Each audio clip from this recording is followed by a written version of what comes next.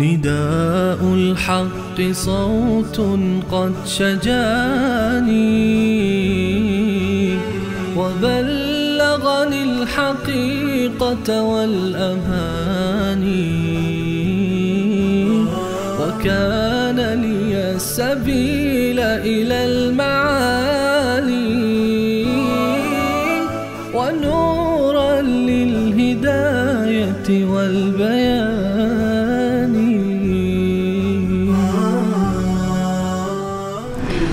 أعوذ بالله من الشيطان الرجيم. بسم الله الرحمن الرحيم. وإذ قال موسى لفتاه لا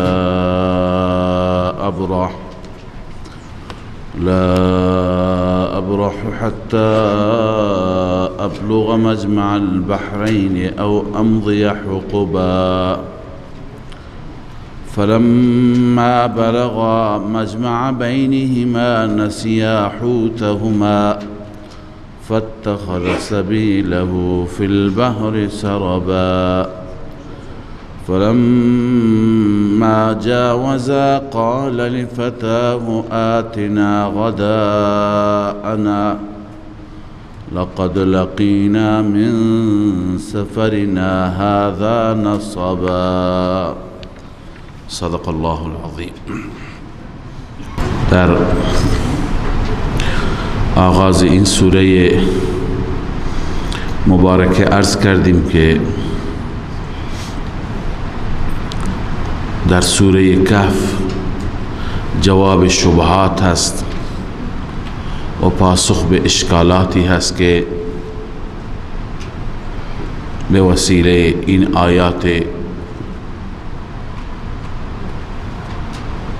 عظیم داده میشه. اون شبهات، دو شبهه جواب داده شد، یکی درباره اصحاب کهف و 7 جوان بود و دومی در رابطه با جنات بود که الله تعالی جواب دادن. و اذ قال موسی لفتاه، از اینجا شبهه سوم جواب داده میشه. شبهه سوم این بود که موسی علیه السلام و خضر که سفری را با هم داشتند، سفر مختصری را با هم داشتند و مسائلی که اونجا اتفاق افتاد، از اون مسائل مشخص میشه که موسی گرچه علم غیب نداشت اما خضر نبی علم غیب داشت، از آینده میدانست و اتفاقاتی که میفته خبر داشت. از اینجا اثبات میشه که صفات الوهیت و صفات خدایی داشت. در این آیات این شبهه جواب داده میشه که الله تعالی میفرماید و آتیناه رحمتا من عندنا و علمناه من لدنا علما، به او هرچی که آموخت یاد داد. الله میفرماید ما یاد دادیم، علمناه من لدنا علما، ما او را آموختیم، ما او را یاد دادیم. و خضر از طرف خودش عالم نبود، چیزی نمیدانست. و بعد پاسخ به این مسائل. اما اینکه موسی علیه السلام رفت مجمع البحرین و با خضر همراه شد، پیش خضر رفت به چه دلیل چرا رفت؟ علما و مفسرین دلایلی را ذکر کردند. بیشتر به این روایت متمسک هستند. در روایتی داریم که یک روز بنی اسرائیل از موسی علیه السلام سوال کردند که از شما روی این زمین عالمتر هست، داناتر هست، داننده تر هست یا نیست؟ موسی علیه السلام در جواب گفته هیچ کس از من داننده تر نیست روی زمین در میان انسان ها، از من عالم تر نیست. خدای عزوجل اینو نپسندید و خدای تعالی به موسی تذکر داد که از شما عالم تر هست بنده ما خضر، که موسی گفت اون کجا هست و آدرسش را به من بدهید تا من پیش او بروم. لذا به خاطر این تذکر بود که موسی علیه السلام رفت پیش خضر علیه السلام. این روایتی هست که عموما همین را ذکر کردند، اما شاید این زیاد به جایگاه نبوت تناسبی داشته نباشد که از این روایت معلوم میشه پیغمبری خودش را تعریف میکنه و خدای عزوجل نمیپسنده، راضی نمیشه، تذکر میده. این روایت دیگه هست که بعضی مفسرین به روایت عبدالله ابن عباس رضی الله تعالی عنهما ذکر کردن که بیشتر مشایخ ما، اساتید ما اینو میپسندند که در اینجا عجبی، غروری، چیزی معلوم نمیشه. اون این هست که یک روز موسی علیه السلام چند تا سوال از خدای عزوجل کرد. گفت خدایا کدام بنده از همه بندگان پیش شما محبوب تر است؟ 3 تا سوال هستند. سوال اول اینه که از همه بندگان محبوب تر پیش شما چه کسی هست؟ خداوند تعالی جواب داد اون کسی که هر وقت بیاد ما باشد و هیچ وقت ما را فراموش نکند. این بنده از همه بنده ها محبوب تر است.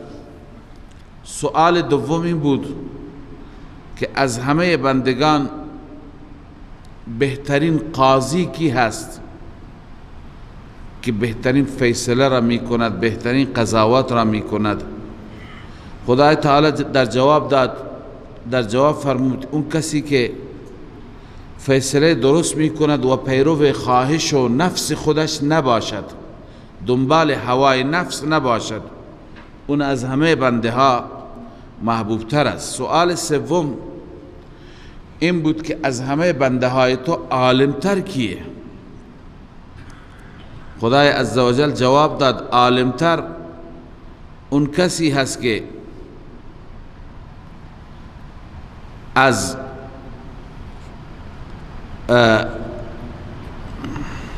مردم علم حاصل می کند، می رود از هر کس یاد می گیرد و همیشه به فکر ازدیاد علم و افزودن دانش خودش هست. به فکر این است که علمش را بیشتر درست کند، علمش را بیافزاید و با این نیت که سخنی را از هر کسی بیاموزد تا به وسیله اون راهنمایی بشود. لذا پیش هر کس میره تا علم یاد بگیرد یا اینکه از هلاکت نجات پیدا کند. وقتی که این گفتند خب قطعا موسی علیه السلام در اون زمان از همه محبوب تر بود چون همیشه بیاد خدا بود، از همه قاضی تر بود چون همیشه بر اساس حقایق فیصله می کرد، اما میخواست که از همه عالم ترم باشد، یعنی هر کسی چیزی بلد باشد موسی بره پیش او چیزی یاد بگیرد. بنابراین از خدای عزوجل پرسید که خدایا اگر کسی از بندگانت عالم هست، دانا هست، مرا راهنمایی بکن که به خدمت او برسم. خدای عزوجل فرمود بنده من خضر هست، در مجمع البحرین است. لذا موسی علیه السلام راهی مجمع البحرین شد. و اذ قال موسی لفتاه، این علت این سفر بود.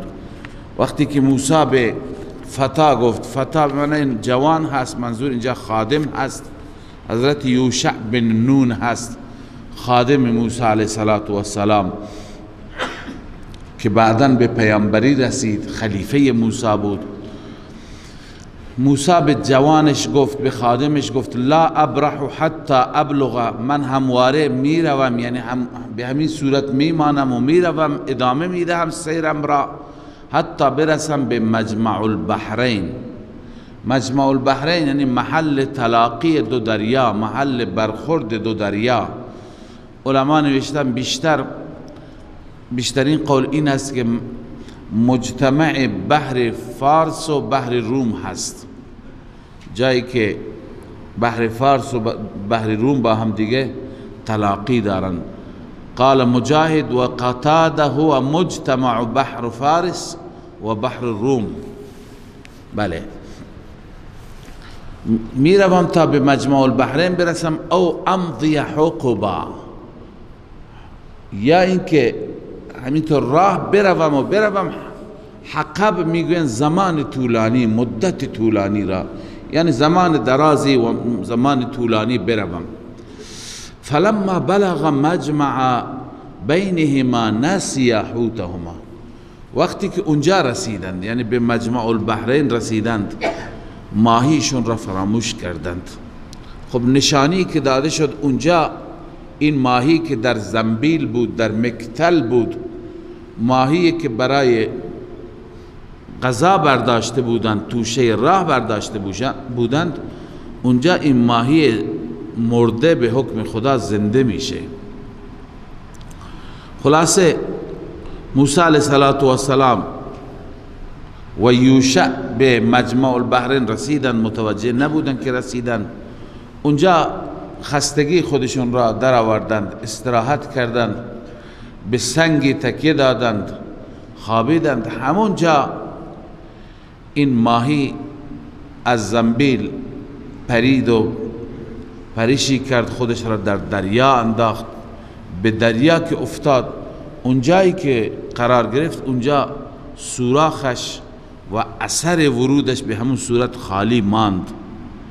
و یوشع علیه السلام موسی را بیدار نکرد. موسی خواب بود، میخواست که بعد از خواب بهش بگه، اما به حکم الله عزوجل فراموش کرد. بعد از اینکه خواب تمام شد، یوشع علیه السلام ادامه دادند و چیزی نگفتند، تا اینکه اینجا موسی علیه السلام بیاد غذا افتاد. فلما بلغ مجمع بینهما نسی حوتهما، وقتی که به مجمع البحرین رسیدند فراموش کردند ماهیشان را. فاتخذ سبیله فی البحر سربا، راهش را در دریا گرفت به صورت سرب.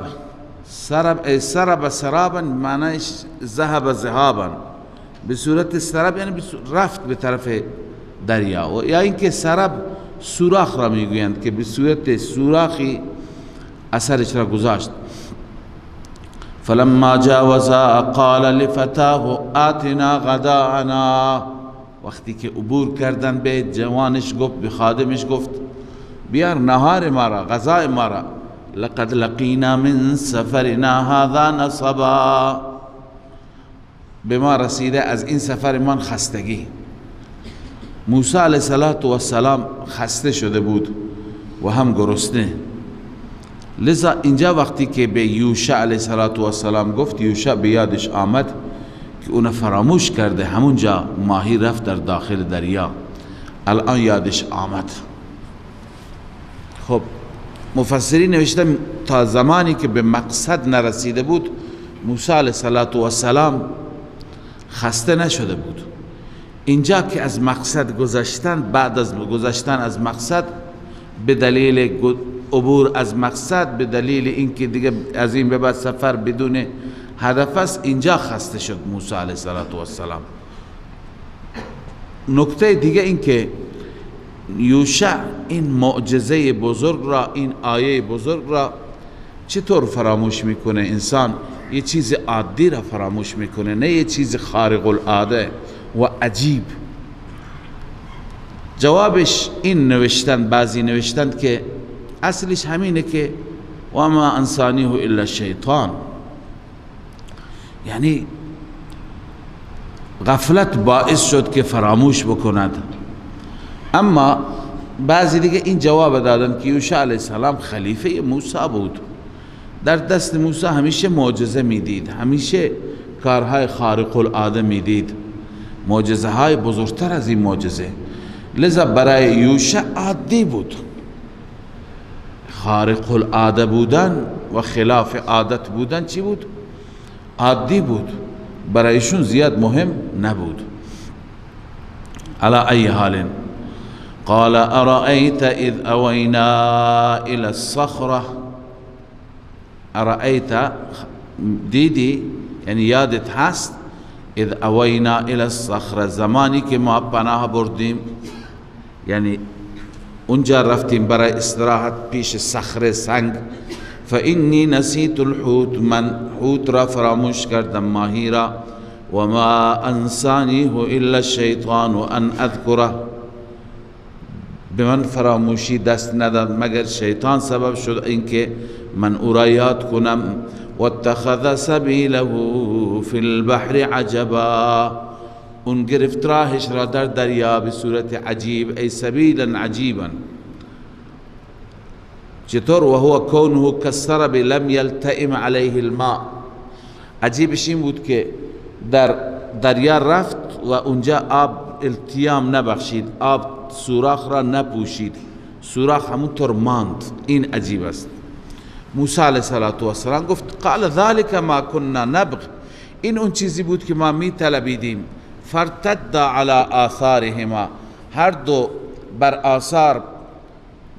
آثار گذشته یعنی پشت سر برگشتند، قصصا یعنی همون را دنبال میکردند، همون آثار خودشون را و جای قدم های خودشون را، تا اینکه رسیدن دوباره به مجمع البحرین. اونجا که رفتن دیدن یه انسانی هست، بسیار انسان والا مقام، انسان زیبا، اونجا حضور دارد در همون مجمع البحرین و همونجا یک گوشه گویا عبادت میکنه، برای استراحت آمده بود. پیغمبران خدا همیشه در جاهای خلوت میرفتن استراحت عبادت میکردند. لذا معلوم میشه که خضر علیه السلام به خاطر همین خلوت می آمد اینجا که موسی علیه السلام آمد سلام گفت. خضر علیه السلام در حال استراحت بود، تعجب کرد، گفت که اینجا کجا که سلام، چون سلام از روش های مسلمانان است و اونجا مسلمانی نبود، اونجا کسی که ایماندار باشد نبود. گفت اینجا سلام چیکار میکند، کیه که سلام میده؟ لذا جواب سلام داد و گفت چه کسی هستی؟ گفت موسی هستم. گفت موسی بنی اسرائیل؟ گفت بله. خضر علیه السلام بهش خوش آمد گفت، احوال پرسی کرد و بعد از این موسی علیه السلام هدف سفر را گفت. اما اینجا هست فوجد عبدا من عبادنا آتیناه رحمتا من عندنا، بنده از بندگان ما را دید که ما به او رحمت داده بودیم. اینجا من مطلب کوتاهی و بحثی کوتاهی دارم، چون از آتینا و رحمتا من عندنا میخوام استنباط کنم. اون اینه که آیا خضر یکی از پیامبران الهی بود یا یکی از اولیاء بود و از صالحین بود؟ بعضی گفتند که خضر نبوتش ثابت نیست، پیغمبر نبود، از اولیاء بود، از صالحین بود. اما جمهور معتقد است که خضر نبی بود، خضر پیامبر خدا بود و از عرض کنم که اولیاء نبود که بگیم که نبی نبود و ولی بود، بلکه خضر نبی بود، دلائلی دارد، اما یکی از دلائل همین جمله هست که الله میفرماید آتیناه رحمتا من عندنا، ما به او رحمتی از جانب خودمان دادیم. این رحمت آتیناه رحمتا من عندنا یا عکس این آیه بیشتر برای نبوت و انبیا بکار برده شده. این کنایه هست، این رحمتا من عندنا کنایه از نبوت است. در چند جای دیگه نظائرش را داریم. مثلا در سوره هود هست که حضرت صالح میگه قال یا قوم ارأيتم ان كنت على بينة من ربي وآتاني منه رحمه ای قوم اگر خدا به من رحمتی داده باشد، منظور از رحمت چی هست؟ نبوت هست. یا اینکه بازم در سوره هود هست قال یا قوم ارأيتم ان كنت على بينة من ربي وآتاني رحمة من عنده فعميت عليكم. نوح علیہ السلام میگه آتانی رحمة من عنده. خب پس این رحمة من عنده یا من عنده رحمة این اطلاق میشه برای عطاء نبوت.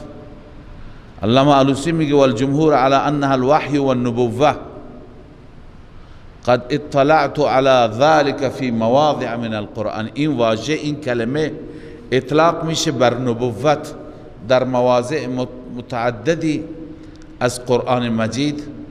به این مطلب پی بردم من و در مواضع متعددی از قرآن مجید این را من مشاهده کردم.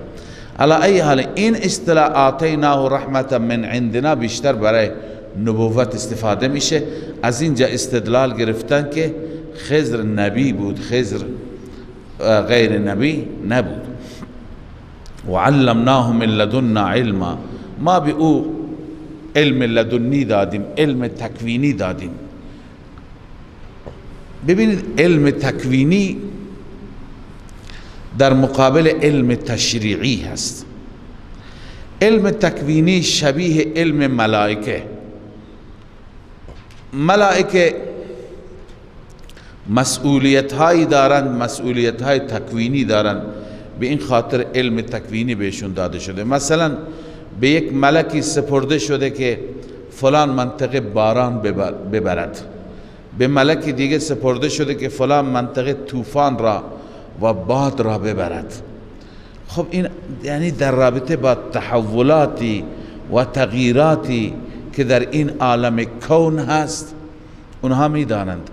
لذا این علم غیب نیست. این ملک میداند که فلان روز این هفته باید این منطقه باران ببارد، پس چون که اون مسئول هست علم باران اونجا را دارد، علم طوفان و باد را دارد. ملک دیگر علم حادثه دیگه دارد. یک ملکی علم دارد اینقدر انسان فلان روز باید بمیرند، چون که باید اونها بیاند و روحشان را قبض بکنند. لذا در عالم کون اتفاقاتی که می افته، اون اتفاقات را الله قبلا به ملائکه بیان می کند تا اونها بر اساس اون تکوینات برند و عملی بکنند. خب این را می گویند عالم به چی؟ به علوم تکوینی، اون چه که شدنی هست، اتفاقاتی که افتادنی هست. این نوع علم را الله تعالی به خضر علیه السلام داده بود. مثلا اینجا خضر مأموریت داشت که این بچه را بکشد، این شمشیر، این ببخشید کشتی را بشکند و غیره. خب اینها چیزهایی هستند که قبلا علمشون به خضر علیه السلام داده شده. اینا را میگه علم تکوینی. موسی علیه السلام علم تشریعی داشت، گرچه علم تشریعی مقامش جایگاهش بالاتر است، چون در علم تشریعی بیان عبادت الله عزوجل است، عبدیت بنده است که انسان چه کارهایی را باید انجام بده، چه مأموریتی را انجام بده. افضلتر است از علم تکوینی. اما به هر حال علم تکوینی هم این هست که خدمت شما عرض کردم. خضر علیه السلام چنین علمی داشت. قال له موسی هل اتبعک، موسی به خضر گفت آیا من دنبال کنم تو را علی ان تعلمنی. این استفهام طلبی است. آیا من دنبال کنم یعنی ازت میخوام که به من اجازه بده با تو همراه بشم. علی ان تعلمنی مما علمت رشدا، بر اینکه به من بیاموزی از آنچه که تعلیم داده شدی از نظر راهنمایی. قال انک لن تستطیع معی صبرا، هرگز نمیتوانی با من صبر کنی، با من تحمل کنی. و کیف تصبر علی ما لم تحط به خبرا، چگونه میتوانی صبر بکنی بر آنچه که احاطه نکردی آن را از نظر خبر یا از نظر علم. از نظر علم نداری اون، خب چطور میتونی صبر کنی چیزی که علمش را نداری؟ قال ستجدنی ان شاء الله صابرا، ان قریب مرا میبینی اگر خدا بخواد صابر هستم، تحمل میکنم. ولا اعصی لك امرا، امر تو را نافرمانی نمیکنم. قال فإن اتبعتني فلا تسألني عن شيء حتى احدث لك منه ذکرا. گفت اجازه داری اما به شرط شیء، این شرط همراهی هست که شما دیگه چیزی از من سوال نکن. منظور در باب عالم تکوین انسان باید تسلیم بشه، هرچی که میاد تسلیم محض. اتفاقاتی که میفته باید اعتراض نکنی، تسلیم بشی. قال فإن اتبعتني فلا تسألني عن شيء، اگر مرا دنبال کردی از چیزی از من سوال نکن. حتى احدث لك منه ذکرا، حتی که من خودم برایت ذکرش را آغاز کنم، شروع بکنم، یعنی خودم برایت حکمت و فلسفه را بگم، شما اعتراض نکن. موسی علیه السلام پذیرفت و این سفر شروع شد، آغاز شد. فانطلقا حتى اذا ركبا في السفينة خرقها، رفتند هر دو، حتی وقتی که سوار شدن کشتی، اون کشتی را پاره کرد، یعنی تخته از تختهاش را شکست. موسی علیه السلام تعجب کرد. موسی علیه السلام اعتراضاً گفت اخرقتها لتغرق اهلها، آیا اینا پاره کردی، شکستی تختش را؟ لتغرق، لام تعلیل نیست، لام عاقبت است. موسی علیه السلام میدوند که خضر به خاطر اینکه اهلش غرق بشن به خاطر این نکرده، ولی عاقبتی میشه، نتیجه میشه تو کشتی آبیات تا که غرق بکنی اهلش را. لقد جئت شیئا امرا، مرتکب چیز ناگواری شدی، کار نادرستی هست انجام دادی. خضر علیه السلام تذکر داد. قال الم اقل انك لن تستطيع معي صبرا، نگفته بودم تو نمیتوانی با من صبر کنی؟ کارهایی که من میکنم با توجه به اینکه به آینده و اموری که در آینده اتفاق میافتد. موسی علیه السلام عذر خواهی کرد، معذرت موسوی. قال لا تؤاخذنی بما نسیت، مرا مؤاخذه نکن به اون چیزی که من فراموش کردم، معلوم میشه فراموش کرده بود. ولا ترهقنی من امری عسرا، و تحت پوشش قرار نده مرا از امر من در تنگی، یعنی در تنگنا قرار مده مرا، بر من سخت نگیر. به هر حال قبول کرد، ادامه دادن. فانطلقا حتی اذا لقیا غلاما، در همین وقت میگویند در تفاسیر نوشته والله اعلم که اینها تو همین کشتی که سوار بودند، کناره کشتی پرنده آمد، مرغی آمد، مرغ آبی دریایی، و بر لبه کشتی و بر کناره کشتی نشست و نوکش را به آب زد و به اصطلاح قطره آب خورد. خضر علیه السلام به موسی گفت که علم من و علم شما در مقابل علم الله به اندازه علم همین پرنده، به اندازه همین قطره‌ای که این پرنده برداشت در مقابل کل دریا هم نمی شود. لذا ادامه دادند تا اینکه رفتند، از کشتی پیاده شدند، وارد جزیره شدند. به محض اینکه وارد جزیره شدند، بچه ها در میدانی بازی می کردند. خضر علیه السلام از میان این بچه ها بچه ای را برداشت و فوراً او را از پای در آورد، او را کشت، سرش را برید. موسی علیه السلام باز ناراحت شد. فانطلقا حتی اذا لقیا غلاما، رفتند حتی وقتی که پسرکی را دیدند، فقتله، او را کشت. قال اقتلت نفسا زکیة بغیر نفس، باز هم انتقاد موسوی، آیا کشتی نفسی را، نفس پاکی را، یعنی پاک از این جهت که گناهی نکرده، بغیر نفس یعنی در مقابل نفسی نبود. لقد جئت شیئا نکرا، مرتکب شدی کاری را، کار منکری را، ناپسند، نامعقول، کار نامعقولی هست که انجام دادی. خضر باز هم گفت، تذکر داد، قال الم اقل لك انك لن تستطيع معي صبرا، آیا من بهت نگفتم؟ اینجا ببین لک اضافه هست، اول بود قال الم اقل، اینجاست الم اقل لك. این جمله و هذه الجمله اوکد من الاولى، در این جمله تاکید بیشتر است. لک به تو، نگفته بودم به تو که نمیتوانی با من صبر کنی. قال ان سألتك، عهد موسوی، تعهد موسی علیه السلام. قال ان سألتك عن شیء بعدها، اگر سؤال کردم از چیزی بعد از این مرحله، بعد از این واقعه، فلا تصاحبنی، مرا مصاحب نکن، همراه نکن. قد بلغت من لدنی عذرا، اون وقت از جانب من بهت عذر رسیده، یعنی معذور هستی، مرا همراه نکن. فانطلقا حتی اذا اتیا اهل قریة استطعما، رفتن وقتی که اونها آمدن پیش قریه، اهل قریه که استطعما، اینها با هم، اینها طلب طعام کردن.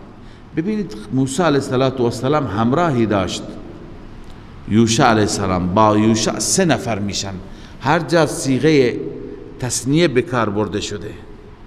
اون دوتا رفتن، یوشع کجا شد؟ بعضی میگویند که یوشع علیه السلام جایی مانده بود، جای انتظار موسی را میکشید، و بعضی میگن نه، یوشع همراه بود. اما قرآن اون 2 نفر را ذکر میکنه چون مقصود اونها هستند.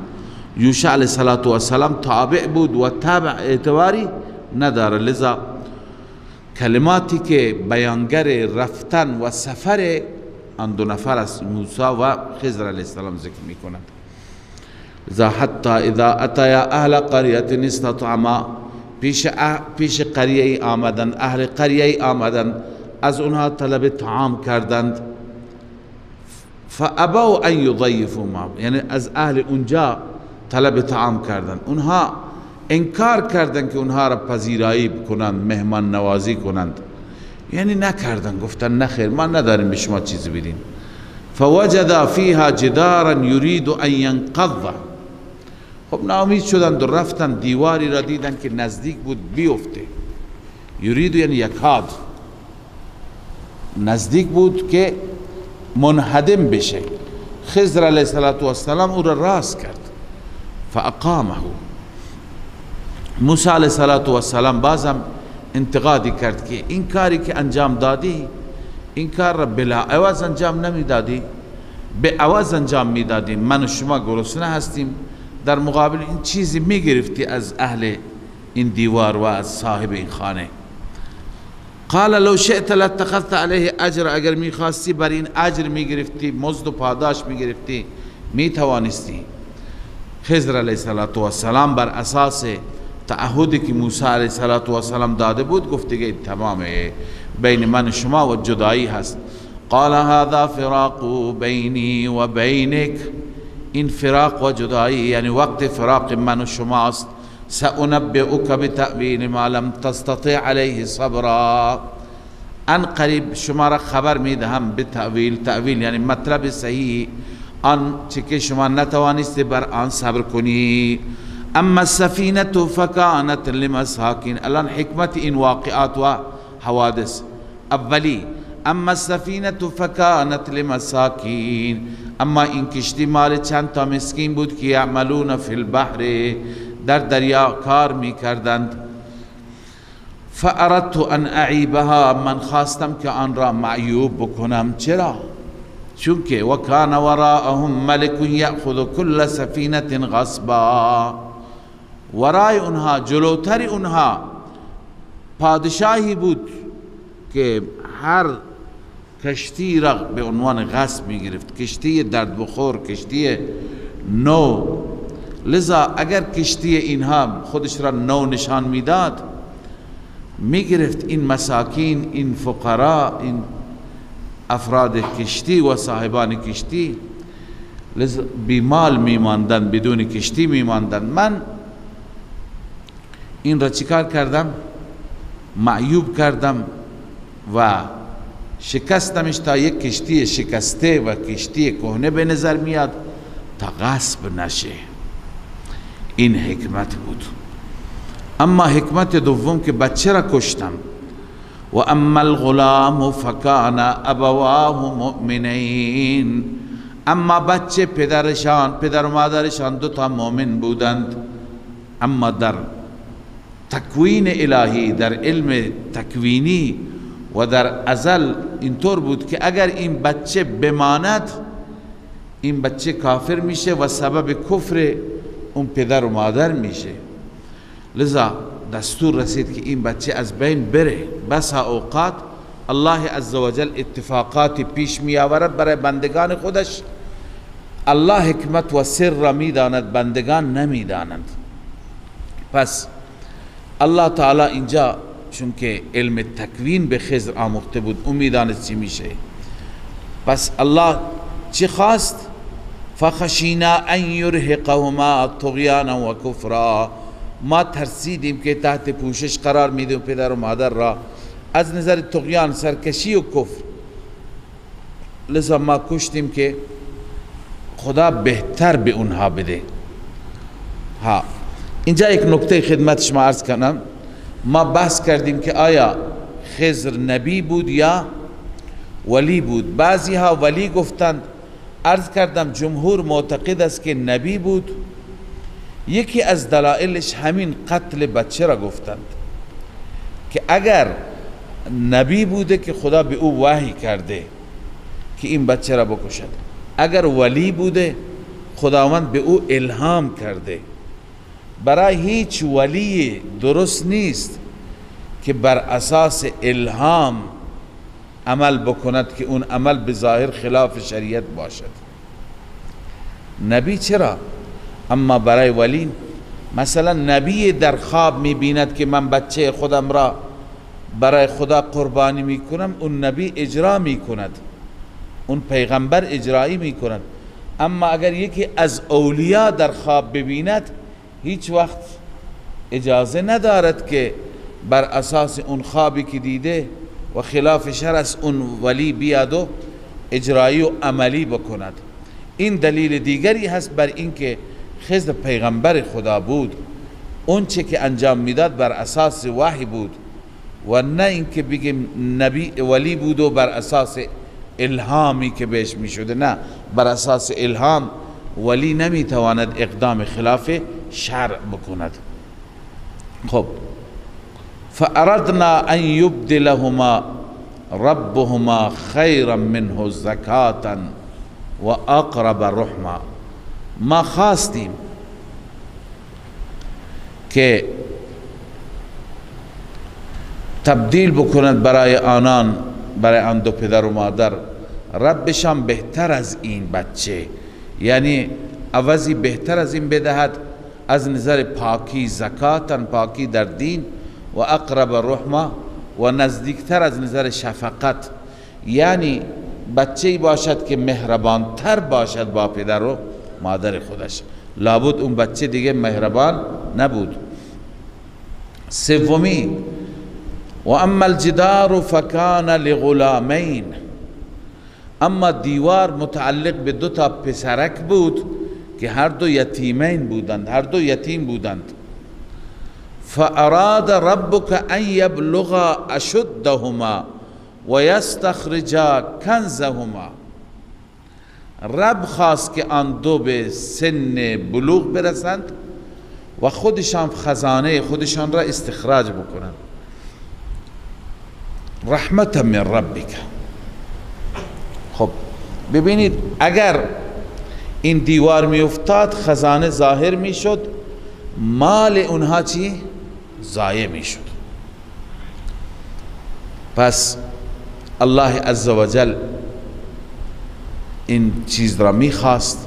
الله تعالی دستور داد که این دیوار ساخته بشه، بسته بشه. اینجا چند تا کلمه هستند، به اینها توجه بفرمایید. اول اینکه بحث کشتی شکستن بود، چون که اون کار یک کار کاملا به ظاهر کار اشکالداری بود، عیبداری بود، کار درستی نبود. اونجا نسبت به خودش داد فاردت ان اعیبها، من اراده کردم اون را عیبناک بکنم. اما بعداً در کشتن بچه از یک طرف کشتنش کار خوبی نبود، اما از یک طرف جایگزین خوبی و عوض خوبی بهش میرسید، به پدر و مادر میرسید. از این جهت و اینکه این بچه فردا عامل کفر و طغیان پدر و مادر میشه، از این جهت کشتن خوب بود. پس کشتنش دو وجه داشت، ذو وجهین بود. اینجا گفت فاردنا، ما اراده کردیم، یعنی هم به طرف خودش و هم به طرف الله نسبت میده که اون قسمتش که به اصطلاح نامناسب است به طرف خودش و اون قسمتش که خیر هست و عاقبت خوبی دارد اون به طرف الله. اما سومین کار اصلاح دیوار، ساختن دیوار، تو این هیچ عیبی نبود، همش خوب بود، همش زیبایی بود. اینجا اصلا خودش را همراه هم نکرد. فاراد ربک، ربت این اراده را کرد. خب این یک نکته. نکته دیگری که اینجا علما نوشتند، یکی استنباطات و استدلالاتی که از این آیه هستند. یکی را در درس گذشته عرض کردم در بحث فرق بین فقیر و مسکین. از اینجا استدلال گرفتند علمایی که میگویند مسکین اون هست که مقداری مال دارد. ببینید چند تا شریک بودند در کشتی، با وجودی که کار میکردند به اونها مسکین گفته شده. از اینجا علما از این آیه استنباط کردن، یه استنباط فقهی بسیار جالب است که مسکین اونه که مقداری مال دارد، با اون مال ولو اینکه کار میکنه درآمد دارد به قدر نصاب ندارد. خب و نکته آخر که اینجا میخوام عرض کنم اینه که این دوتا بچه، دوتا پسرک که یتیم هستند، خدا میخواد مالشون محفوظ بماند. علت و دلیل چه نوشته؟ و کان ابوهما صالحا، پدر و مادرشان صالح بود. خوب دقت کنید، نکته مهمی است. چون پدر و مادر صالح بود، به برکت صالح بودن اونها خداوند مال فرزندشون را چی میکند؟ حفاظت میکند. چون پدر و مادر صالح بودند، به برکت اونها خداوند مال فرزندشون را حفاظت میکند. یعنی این استنباط را و این استدلال را از این آیه میگیریم که اگر ما در دنیا خوب باشیم در دنیا صالح باشیم، با تقوا و خدا ترس باشیم. این اثرات خدا ترسی در نسل ما میماند. ما اگر بمیریم و بریم دفن بشیم، خداوند عزوجل اولاد ما را، نسل ما را ضایع نمی کند. اونها را الله اصلاح می کند. وقتی که دنیایشون را الله حفاظت می کند و اصلاح می کند، دینشان را به طریق اولا. یعنی پدر و مادری که صالح باشند، با خدا باشند، تمام عمر عابد و زاهد و با تقوا باشند، خدا را به اخلاص، با اخلاص و راستی و صداقت عبادت کنند، اینا قطعا نتیجهشون را در اولاد حتی میبینند. علاوه از این که در آخرت خدا اجر و پاداش میده، در همین دنیا فرزندان خوب به اونها میده. گرچه بعضی هست انسانهای صالح فرزندانشون خوب در نمیاند، شاید یک اشکال کاری هست، یک جایی میلنگند، یک جایی ضعف دارند که باید او را اصلاح بکنند، چرا؟ یا در رزق این فرزندان یا در موضوع دیگه. اما عموما وقتی که پدر و مادر صالح هستند، فرزندان خوب از آب در میاند. گاهی مطالعه میکنیم افرادی را که بسیار افراد صالح، نیک، با تقوا، پدر و مادرشون را نگاه میکنیم میبینیم که اصل از اونجا این سلسله داره میاد. اونها انسانهای با تقوا، انسانهای پاک بودند. مثلا یک پدر و مادر هست که واقعا خدا ترس، واقعا با ایمان، فرزندانشون را میبینیم همه فرزندان با اخلاق، با سواد اجتماعی، عالم، که به درد جامعه هم میخورند، هم دینشون خوبه هم دنیایشون خوبه. لذا این به اونجا برمیگرده. اینجا ببینید علت را خدا فرموده و کان ابوهما صالحا، پدر و مادرشون صالح بود که الله عزوجل به خاطر صلاح اونها دنیای اینها را حفاظت کرد، ضایعشون نکرد. پس وقتی که دنیای اینها را ضایع نمی کند، دین اینها به طریق اولا ضایع نمیشه. این نکته استنباط جالبی هست که علما از این آیه کردن. لذا فاراد ربک ان یبلغا اشدهما، رب تو خواست که آنها به سن بلوغ برسند و یستخرجا کنزهما، استخراج کنند کنز خودشان را، خزانه خودشان را، رحمتا من ربک، این مفعول له اراده هست. اراده کرد به خاطر چی؟ به خاطر رحمت از جانب ربت.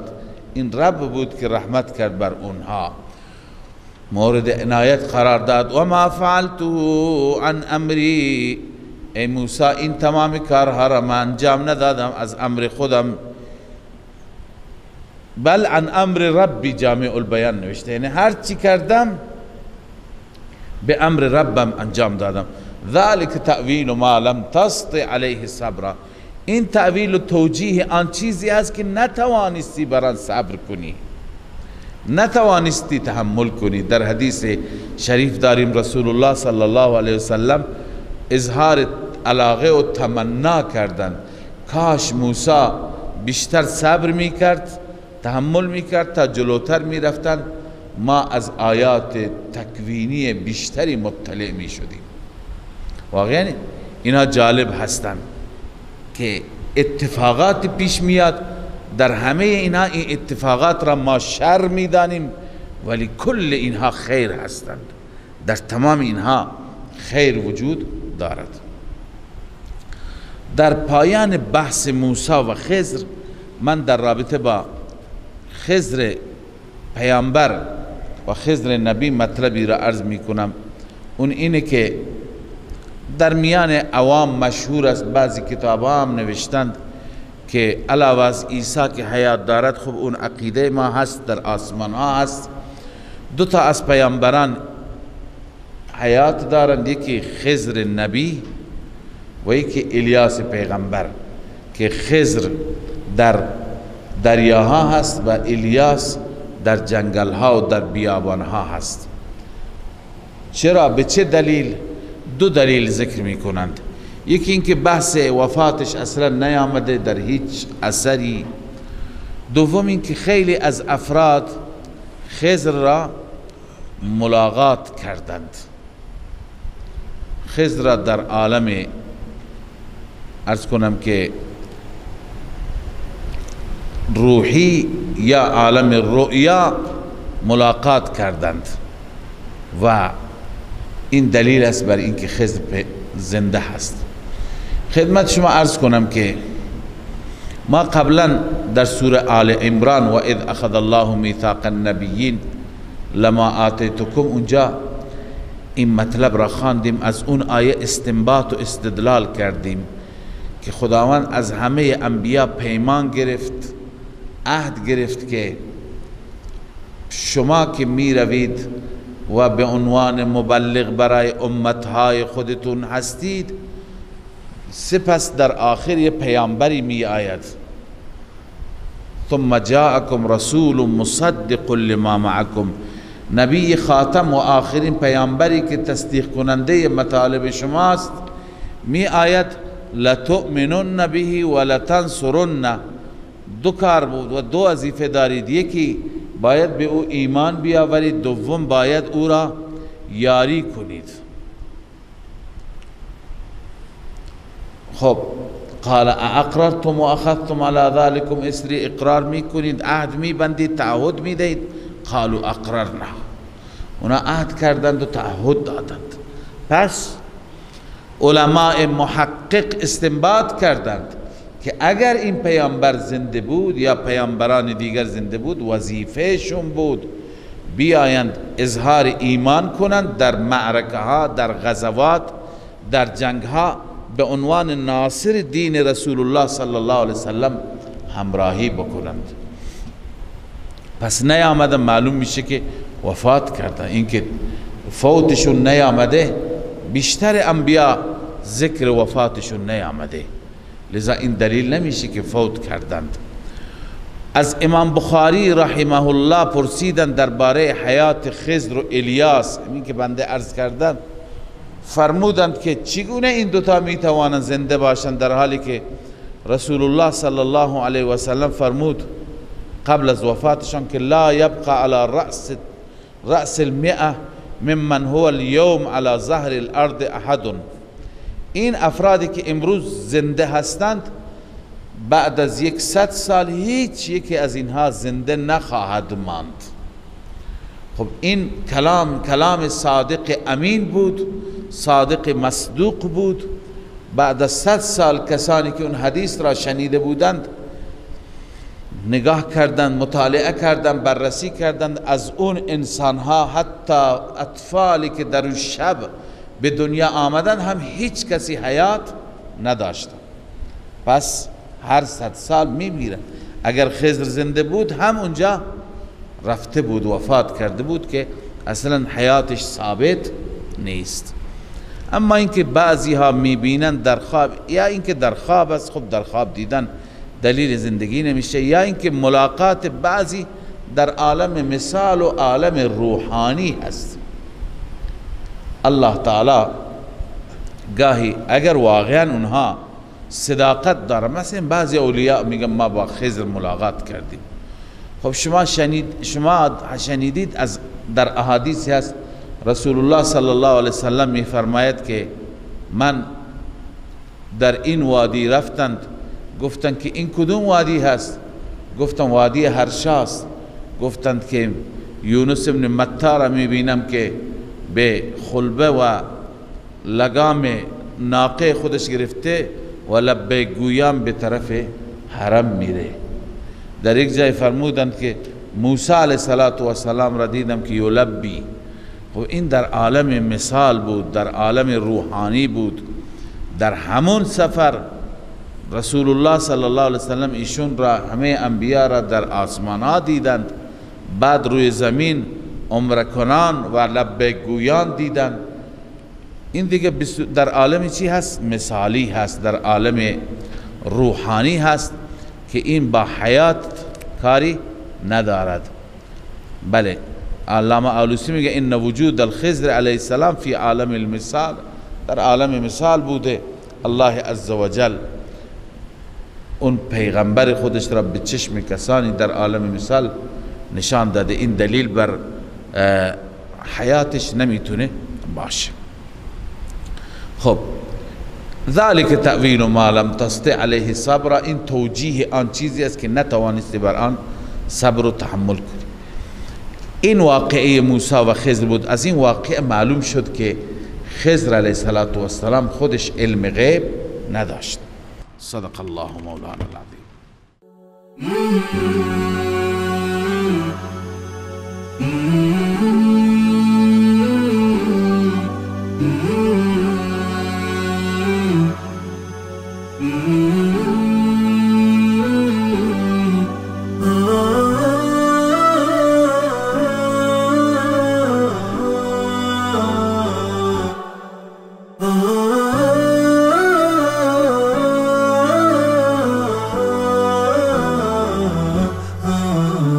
نداء الحق صوت قد شجاني وبلغني الحقيقة والأماني، وكان لي السبيل إلى المعالي ونورا للهداية والبيان.